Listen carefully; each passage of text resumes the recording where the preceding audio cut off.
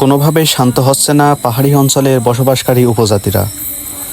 কখনো সেনাবাহিনীর গাড়ি ভাঙচুর, আবার উপজাতি নারীদের দ্বারা বাংলাদেশ সেনাবাহিনীকে আঘাত, আবার পাহাড়ি অঞ্চলে ঘুরতে যাওয়া পর্যটকদের ধরে গুম, খুন, হত্যা, অপসারণের মতো জঘন্যতম কাজে জড়িয়ে পড়ছে খাগড়াছড়ি অঞ্চলের পাহাড়ে বসবাসকারী উপজাতিরা। এমনকি ভারী অস্ত্রসজ্জা নিয়ে সন্ত্রাসী কার্যক্রম চালাচ্ছে উপজাতি সম্প্রদায়। তবে উপজাতিরা কি পাহাড়ি অঞ্চলকে আলাদা করে ফেলতে চায়? চলুন দেখে আসি বিস্তারিত ভিডিওতে।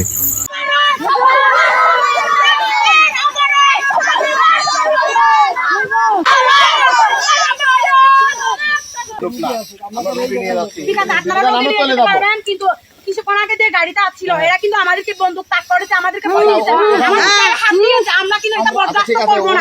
আপনারা রোগীটা নিয়ে যেতে পারেন, আমি ওদেরকে আমরা গাড়িটা নিয়ে চলে যাবো, আমাদের রোগী আছে, আমরা আপনাদেরকে যাইতে দিতেছি, কিন্তু আমরা এদেরকে যাইতে দেব না। আমরা সোজা কথা বলবো, আমাদেরকে বন্দুক তাক করেছে, আমাদের গায়ে হাত ঠিক আছে ঠিক আছে আমরা এদেরকে যাইতে দেব না। আমাদের অনেক কষ্ট করে